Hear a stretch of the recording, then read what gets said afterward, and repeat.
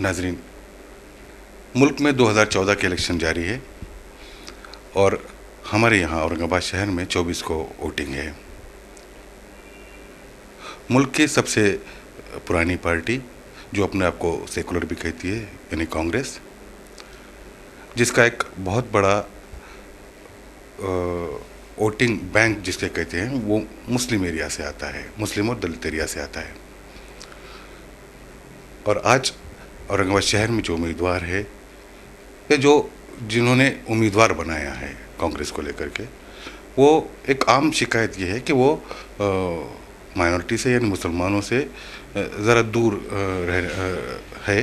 और जो हमारे पहले लीडरान हुआ करते थे, अब्दुल अजीम, डॉक्टर रफ़ीक ज़करिया, खालिद सलीम, वो दौर बदल गया और बदकिस्मती से आज हमारे शहर में कोई नाम लेवा मुस्लिम लीडर नहीं है। और यही वजह हो सकती है कि कांग्रेस के कर्ता धर्ता मुस्लिम एरिया में ज़्यादा तवज्जो नहीं दे रहे हैं, क्योंकि वो जानते हैं कि मुसलमान वोट देंगे तो कांग्रेस को ही। एक मोदी फैक्टर है और उसके अलावा कांग्रेस पारंपरिक वोट बैंक कहलाती है कांग्रेस की मुसलमान। क्या वजह है जो इस तरह हो रहा है? क्यों निगलेक्ट किए जा रहे हैं मुसलमान शहर के? और 2014 का इलेक्शन खुसूसन मराठवाड़ा में कैसा रहेगा, ये जानने के लिए हमारे साथ आज के हमारे मेहमान हैं डॉक्टर गफ़ार खादिर साहब, जो किसी तारुफ के मोहताज नहीं हैं।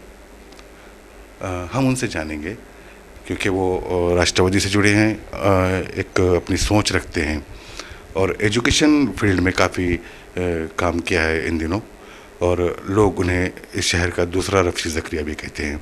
सर, आपने हमें वक्त दिया उसके लिए बहुत बहुत शुक्रिया। सबसे पहला सवाल सर, कि शहर के माइनॉरिटीज़ के लोग या लीडर क्यों निगलेक्ट किए जा रहे हैं इस इलेक्शन में?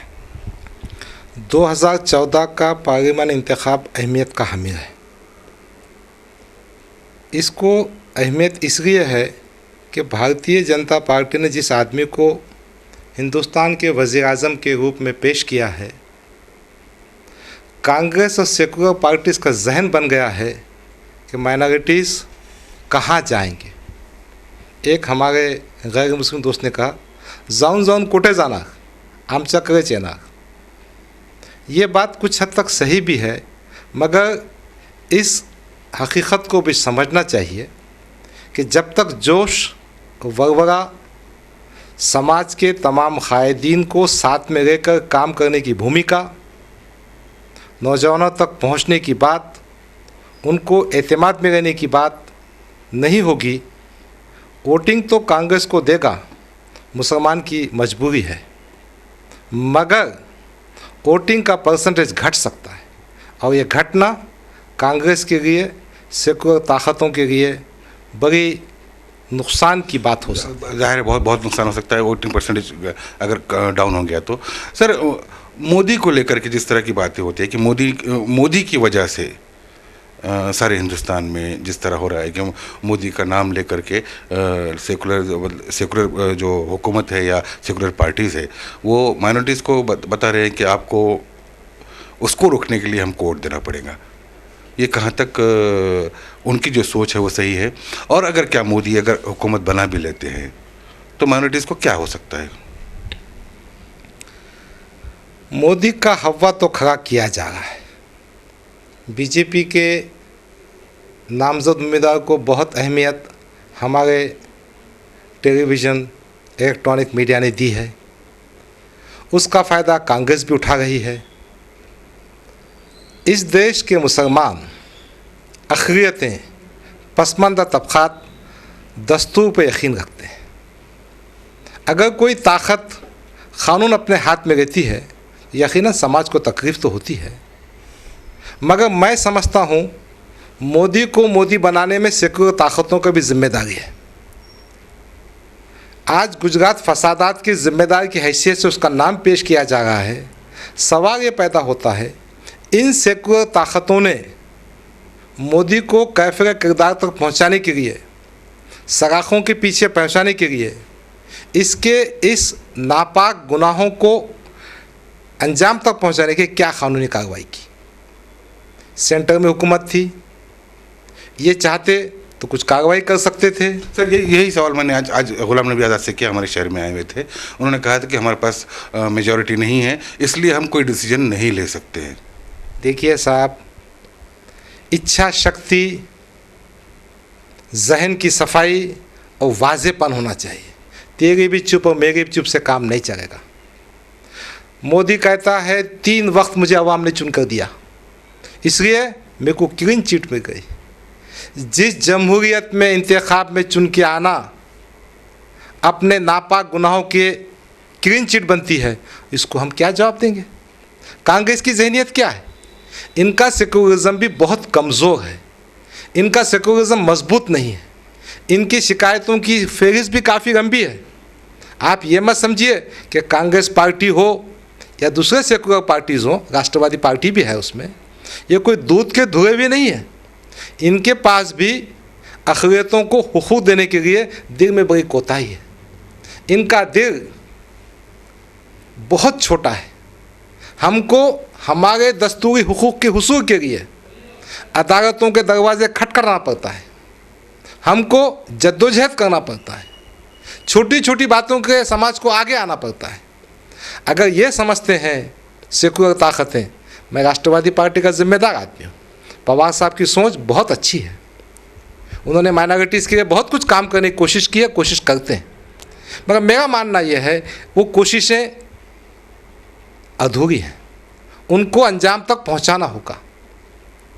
इतने मसाइल यही है साहब, MCN के सामने वक्त कम होगा। इनके पास जो जो काम है, श्री कृष्ण कमीशन की रिपोर्ट, हुकूमत तो तुम्हारी है ना, सेकुलर पार्टीज़ की है, रिपोर्ट तो शिवसेना भाजपा के खिलाफ थी। आपको एक्शन टेकन रिपोर्ट लेने को अब तक टाइम लग गया, लोगों को हाई कोर्ट जाना पड़ा, सुप्रीम कोर्ट जाना पड़ा। 15 से 10 साल हो गए, दो टर्म हो गए उनके। सर यही बात है जो बात आप कर रहे हैं, जो नौजवान बच्चे जेलों में बंद हैं, प्रज्ञा ठाकुर, कर्नल पुरोहित, इन सब की गिरफ्तारी हुई है। मालेगांव के बच्चे बेखुसू छूटना चाहिए। पवार साहब ने बहुत बड़ा काम किया, उन फ़िरका परस्त ताकतों को बेनकाब किया, मगर कहीं ना कहीं इंसाफ की रसाई मुमकिन नहीं। रिजर्वेशन की बात है, मैनिफेस्टो में राष्ट्रवादी पार्टी ने मराठा आरक्षण की बात कही, मुस्लिम रिजर्वेशन की बात कही। मैं समझता हूँ बात तो बहुत अच्छी है, उसको अप्रिशिएट करना चाहिए, मगर काफ़ी देर हो चुका है। ऐसे मैनिफेस्टो हमने आज़ादी के बाद अक्सर देखे हैं जिसमें बहुत कुछ माइनॉरिटीज़ के लिए लिखा जाता है, लेकिन प्रैक्टिकली वो इम्प्लीमेंट नहीं होता। सर मेरा सवाल ये था कि मुस्लिम लीडरशिप की अगर हम बात करें, हम मराठवाड़े की बात करते हैं, हमारे पास रफ़ीउज़ ज़करिया थे, क़ाज़ी सलीम थे, अब्दुल अज़ीम थे। उसके बाद आज हम अगर देखते हैं एक लंबी फहरिस्त नामों की तो हमारे पास मिल जाएंगी, लेकिन बड़े अफसोस के साथ कहना पड़ता है कि सारे लीडर ये गेस्ट हाउस और एयरपोर्ट तक महदूद हो गए हैं और अपनी कौम के मसाइल बड़े वरिष्ठ जो नेता आते हैं, बड़े नेता जो आते हैं, उन तक पहुंचाने के लिए भी इनमें हिम्मत नहीं है, हमारे साथ कह सकते हैं। बड़े अफसोस के साथ कह रहा हूँ मैं। तो जमहूरियत में सर मायने रखते हैं और जमहूरियत का सबसे बड़ा हथियार है वोट, और अब वो वक्त आ गया है। तो क्या हम वोट के ज़रिए अपनी नाराज़गी जाहिर करेंगे या फिर वही पारंपरिक वोट बैंक जो है वही बनी रहेंगी? मैं समझता हूँ आपका सवाल कई हिस्सों में बटा हुआ है। पहली बात यह है कि आपकी इस बात से मुझे इत्तेफाक है, मराठवाड़ा तो क्या पूरे महाराष्ट्र में मुस्लिम क़ियादत को ख़त्म कर दिया गया। मुस्लिम क़ियादत को ख़त्म करने वाली ताकतें ख़ुद सेकुलर पार्टियों से जुड़ी हुई है, इनके कर्ता धर्ता उसके ज़िम्मेदार हैं। कोई सियासी लीडर अगर छोटा मुकाम हासिल करता है और समझ में आता कि ये सोच और फिक्र का आदमी है, वो हिंदू माइनॉरिटी का हो कि मुस्लिम माइनॉरिटी का हो, यकीनन उसकी जगह काटने की कोशिश की जाती है। ये सियासी पार्टियों का अलमिया है। दूसरी बात, मुस्लिम लीडरशिप भी, जिसमें हम भी शामिल हैं, मुझे बड़े अफसोस से कहना पड़ता है कि हमारी सियासत चापलूसी की सियासत है, हमारी सियासत खुदगर्जी की सियासत है। हम हमारी बहन के आंसू पोंछने का, भाई के दुख को दूर करने का, उनके मसाइल को समझने का, पेश करने की बात नहीं करते। हमको मेंबरशिप चाहिए, हमको बोर्ड की कमेटी चाहिए, हमको विधान परिषद चाहिए, हमको फलानी कमेटी का चेयरमैनशिप चाहिए। और उर्दू अखबार में दूसरी तस्वीर चाहिए। सही बात, मैं इत्तेफाक करता हूँ। देखिए, मुसलमानों की वो लीडरशिप भी थी जिससे हमको सबक सीखना चाहिए, कि जिन्होंने नाम व नमूद से ऊंचा उठकर काम किया। अल्लाह उन बुज़ुर्गों की ख़बरों को नूर से भर दे, उनकी मग़फ़िरत करे, दर्जात ऊँचे करें, जिन पे हमको नाज है। उनका 1% बात भी दिक्कत नहीं आती। लीडरशिप में आपको ऐसे ऐसे अफराद दिख के आएंगे जिनको एक बात समझती नहीं। कल हमारे पास शहर में एक भाषण हुआ, मैं जिक्र करना ज़रूरी समझता हूँ। इस राज्य के ज़िम्मेदार मंत्री थे, उन्होंने कहा हिंदुस्तान के दस्तूर में एक साथ सिविल कोड की कोई गुंजाइश नहीं और वो हो नहीं सकता, दस्तूर के खिलाफ जा रहे हैं। भैया को ये खबर नहीं कि directive principles of constitution of India 44 कहता है कि स्टेट इस देश में एक साथ सिविल कोड के निफाज की कोशिश करेगी। बगैर ये डायरेक्टिव प्रिंसिपल्स हमारे अक़ीदे के ख़िलाफ़ है, इसको हटाना चाहिए। मगर हमारे मंत्री महोदय बहुत ज़ोर और शोर से तकरीर करते हैं, उनको ये तक खबर नहीं कि एक साथ सिविल कोड भारत के संविधान के डायरेक्टिव प्रिंसिपल्स का हिस्सा है। जिस तरह से राइट टू एजुकेशन था, उसी तरह से एक साथ सिविल कोड है। तो बगैर ये हकीकत है यही साहब कि क़ियादत में तालीम की फ़ुक़दान, मामलात की फ़हमी, मिलत से अटैचमेंट, इनके किरदार में पाकीज़गी, इनकी तबीयत में चापलूसी, जी हुजूरी, चमचागिरी भर गई है। इसलिए हम रुस्वा हो गए हैं। सर, तारीख़ गवाह है और तारीख़ पे हमने देखा भी, पढ़ा भी है कि जिस देश में भी, जिस मुल्क में भी माइनॉरिटी होती है तो उस माइनॉरिटी को मेजॉरिटी से ज़्यादा काम करने की ज़रूरत पड़ती है। अगर मेजॉरिटी वाला आदमी 2 कदम चलता है तो माइनॉरिटी के आदमी को 4 कदम चलेंगे तब वो 2 कदम पर आता है। इस तरह की मेहनत की ज़रूरत है, इस तरह के सोच की ज़रूरत है, इस तरह की हमारे को पॉलिसी बनाने की ज़रूरत है। उसके बावजूद हम सब बातें समझते हैं। अगर हम चाय की दुकान पर रुकेंगे या अगर हम 4 लोग जमा हो जाएंगे तो हम वही बातें करेंगे जो हम अभी कर रहे हैं। हमारे जो लोग हैं, हमारे जो नेता है, हमारी आवाम है, ऐसी आम सी बातें करती है कि हमारे साथ कोई नाइंसाफ़ी होती है, हमारा कोई पूछने वाला नहीं है। अभी कांग्रेस का टिकट दिया गया तो किसी ने किसी भी मुस्लिम लीडर से पूछा नहीं कि किसको टिकट देना चाहिए या नहीं देना चाहिए, कौन चुन के आ सकते, किसी को कॉन्फिडेंस में नहीं लिया गया। ये सारी बातें होती है। तो जमहूरियत में आप अपने वोट का जो हक़ है आपका, उसको इस्तेमाल करते हुए किस तरह से इनको जवाब दे सकते हैं, वो बात भी हमको मालूम होनी चाहिए। आपका सवाल बहुत अच्छा है। वोट ताकत है, जो वोट का इस्तेमाल नहीं करेगा वो सियासी खुदकशी करेगा। रही आपकी पसंद का कोई उम्मीदवार मौजूद नहीं है, उसका भी इंतज़ाम इलेक्शन कमीशन ने कर दिया है। मजबूरी में, खौफ में, डर में किसी को वोट देना ये भी ठीक बात नहीं। नज़रियात की बुनियाद पे देना, मगर साथ में इस बात की भी आपको ज़मानत चाहिए कि जिसको आप वोट दे रहे हैं वो कम से कम कुछ हद तक अपने मामलात में मुखलिस हो। मैं नहीं समझता जिस अंदाज से हम सेकुलर पार्टी के ज़िम्मेदारान, मैं राष्ट्रवादी पार्टी का नेशनल जनरल सेक्रेटरी हूँ माइनॉरिटी डिपार्टमेंट का, हम बहुत ताकत से कहते हैं कि हमको सेकुलर ताकतों को वोट देना है। आज भी मुस्लिम समाज में बेसारगी है। आपने पहला सवाल किया था कि माइनॉरिटी को ज़्यादा काम करना चाहिए। मुझे कहते हुए खुशी होती है कि आज हमारे नौजवान तालीम के मैदान में बहुत आगे जा रहे हैं। उनको इस बात का एहसास हो गया है। हमारी बेटियां, हमारी बहनें यकीनन मुबारकबाद के मुस्तहक़ है कि वो बच्चों से भी आगे निकल रही हैं। यकीनन इनक़लाब पैदा होगा। और ये जो आप कह रहे थे कि सियासी बेवज़नी, मजबूरी में वोट देना, उसका भी कहीं ना कहीं रास्ता निकलेगा। तकलीफ़ों के बाद सुबह होती है, अंधेरे के बाद सहर होती है। ये तमाम बातें यकीनन होने वाली हैं और मैं इस बात से यकीनन पूरी हूँ कि आइंदा हालात में सेकुलर ताकतों को भी मुसलमानों के मसाइल को संजीदगी से लेना होगा, उसकी कीमत चुकाना होगी। आपने शहर औरंगाबाद की बात कही। मैं तो कहता हूँ कांग्रेस लीडरशिप हो या कोई सेकुलर पार्टी की लीडरशिप हो, उन्होंने अवाम के जज्बात को समझना चाहिए। पार्लियामेंट की नुमाइंदगी कोई छोटी बात नहीं होती। इस नुमाइंदगी से पहले अवाम के दिल की आवाज़ को सुनने की ज़रूरत थी। मगर क्या होता है, मैंने आपसे कह चुका हूँ, यहाँ कुछ ठेकेदार पैदा हो गए हैं जिन्होंने ठेका लिया है कि हम जो कहेंगे वो होगा। ये भी डूबने वाले हैं, ये भी गारत होंगे, और ये जो सोच वाले लोग हैं वो भी गारत होंगे। मैं जानता हूँ आज के हालात में कुछ ताकतें ठेकेदारों के पास मौजूद है, वो ठेकेदारों को भी अपने अंजाम को पहुँचना होगा। यकीनन हम सबको जो इस देश में जमहूरियत चाहते हैं, इंसाफ चाहते हैं, हक़ का राज चाहते हैं, दस्तूर की हुकूमत चाहते हैं, हम सबको मिलजुल कर काम करना होगा और तमाम बातों पर संजीदगी से और बारीकी से बगौर स्टडी करना पड़ेगा। खाली मैनिफेस्टो में लिख देने से या तकरीरों में ज़ोर से आवाज़ करके बता देने से नहीं चलेगा। अब आपका मैनिफेस्टो को प्रैक्टिकली इम्प्लीमेंट करना पड़ेगा। और जो आप कहते हैं माइनॉरिटीज़ के लिए कहते हैं या हिंदू माइनॉरिटीज़ के लिए कहते हैं या किसी के लिए भी, कोई भी समाज के कोई भी तबके के लिए जो बात कहते हैं उसे इम्प्लीमेंट करना पड़ेगा।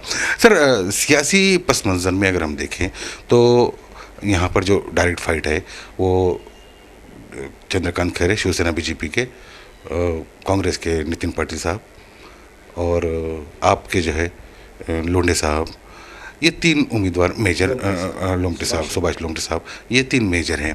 तो आप किस तरह देखते हैं, क्योंकि खैरे को भी, चंद्रकांत खैरे को भी हम कम करके नहीं देख सकते।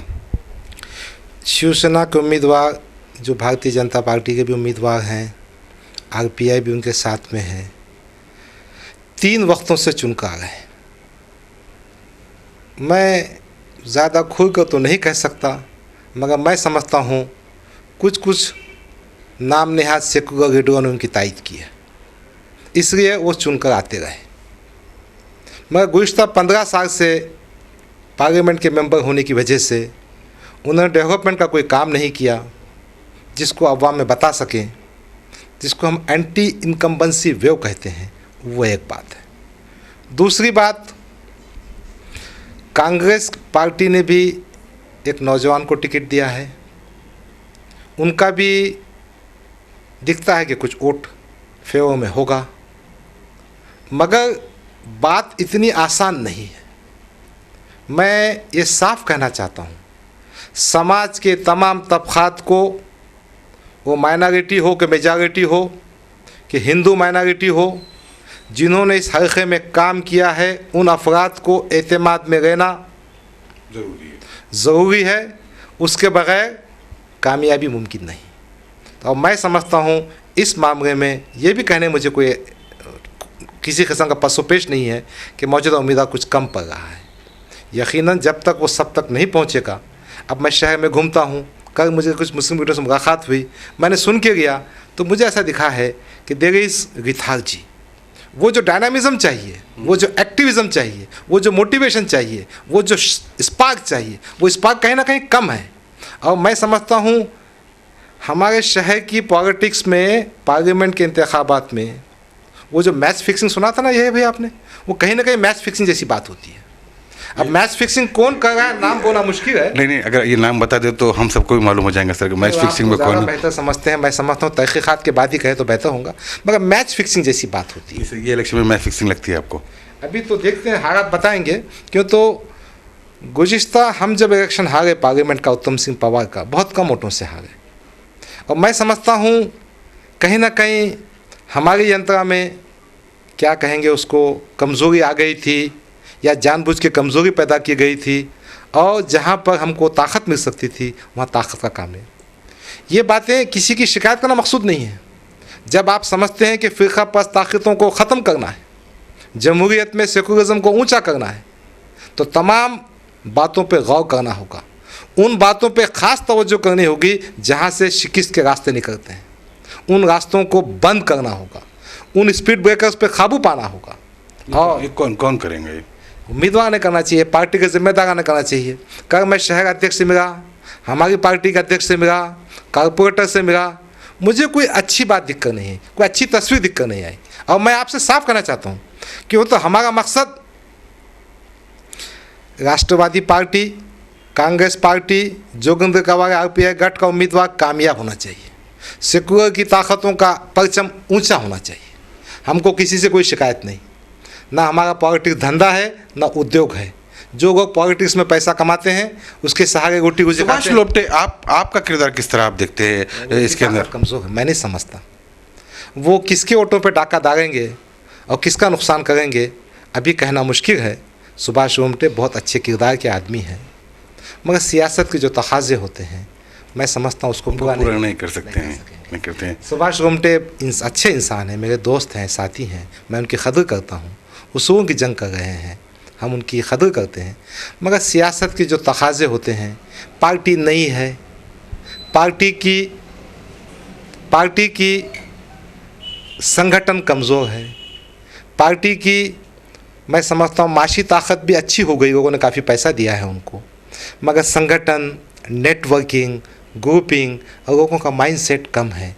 आपका उठान वो लोगों तक नहीं पहुंच पा रहे। वेलफेयर पार्टी की भी हम अगर बात करें तो वेलफेयर पार्टी की बात तो बहुत इसलिए ज़्यादा अहमियत की नहीं है, वो ज़्यादा वोट बैंक को मुतासिर नहीं कर सकेंगे। मैं समझता हूँ वो कितने वोट हासिल करें तो वक्त बताएगा, मगर मुसलमानों में उनकी जो पजीराई है वो बहुत कम है। उनकी एक्सेप्टेबिलिटी का मीटर बढ़ने का काम वो कर रहे हैं। कितने कामयाब होते मुझे यकीन नहीं आता। हो सकता है वो आपसे कम रहेंगे या आपसे ज़्यादा रहेंगे, मगर दोनों उम्मीदवार हकीकत में कमजोर लग रहा है। हाँ, चुनकर आपके कहने के मुताबिक स्टेट फाइट चंद्रकांत खैरे में और नितिन पाटिल, कांग्रेस वर्सेस बीजेपी और शिवसेना। सर आखिरी सवाल, 2014 को आप सेंट्रल लेवल पे कैसे देखते हैं? किसकी हुकूमत आपको बनती हुई नज़र आती है या किस तरह की हुकूमत होंगी आपके एक्सपीरियंस के हिसाब से? मैंने पहले ही आपसे अर्ज़ किया था 2014 का इंतखाब हिंदुस्तान की जमहूरियत का एक खुसूसी नौयत का इंतखाब है, नज़रियात की बात है। RSS के वर्सेस कम्युनिज्म है। उन्होंने कहा था, आपने किताब पढ़ी होगी, वी एंड दे, हम और तुम, यानी हिंदू और मुसलमान। अब इसको उन्होंने मोदी के ज़रिए कैच करने की कोशिश की है। उन्होंने कॉमन सिविल कोड, मंदिर की तामीर, 307 को मनसूख करना, हिंदू वोटों को, सेंटिमेंट्स को बढ़ाने की कोशिश की है। सेकुलर ताकतों के खेमों में फूट है। मुझे ज़रा मुश्किल दिखता है। सॉरी, मोदी ने अभी, मैंने परसों एक स्टेटमेंट उनका सुना है कि मुझे हिंदुस्तान में ऐसा मुसलमान चाहिए जिसके एक हाथ में कुरान शरीफ हो और एक हाथ में लैपटॉप। वाह वाह वाह। कभी कभी कुछ बातें कहने के कुछ सिखाया होगा, मालूम नहीं। खुदा उनको तौफीक दे, खुदा उनको आखिर सलीम दे। कुरान और लैपटॉप उनके मुंह से ठीक नहीं दिखता। जिन्होंने नाइंसाफ़ी की इंतहा की, बेगुनाहों का खून बहाया और उस पर कहते हैं कि अवाम ने मुझे क्लीन चिट दी।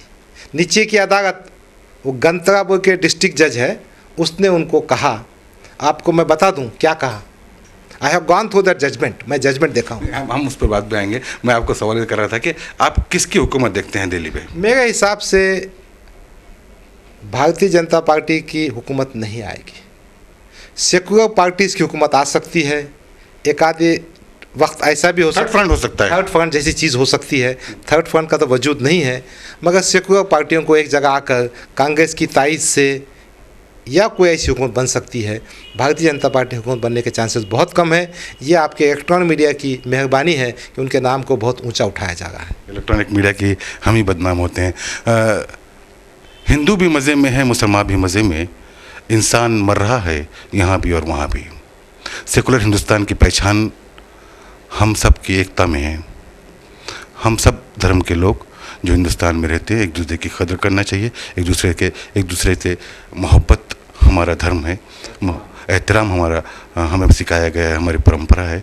और हम चाहते हैं इलेक्शन तो आते रहेंगे, इलेक्शन जाते रहेंगे, लेकिन जो मोहब्बत खुलूस हम आपस में रखते हैं उसको बरकरार रखेंगे, चाहे कोई भी सियासी पार्टी आ जाए। डॉक्टर गफ़ार खदीर साहब ने बड़ी अच्छी बात कही कि मुस्लिम लीडरशिप जो जिस तरह की आज वो देख रही है या हम भी देख रहे हैं, उससे काम नहीं चलेगा। एक ठोस सोच लेकर, एक प्लानिंग लेकर लीडर्स जो हमारे कौम के लिए अपने आप को कहते हैं, उनको आगे बढ़ना पड़ेगा और तभी कौम उनके पीछे खड़े होंगी और तभी कोई बात बनेगी। डॉक्टर साहब, अपने वक्त दिया उसके लिए बहुत बहुत शुक्रिया। अगले हफ्ते ऐसे ही किसी मेहमान के साथ हम आपकी मुलाकात करवाएंगे। तब तक के लिए मैं अपनी टीम के साथ आपसे इजाज़त चाहता हूँ। जय हिंद, खुदा हाफिज़, नमस्कार।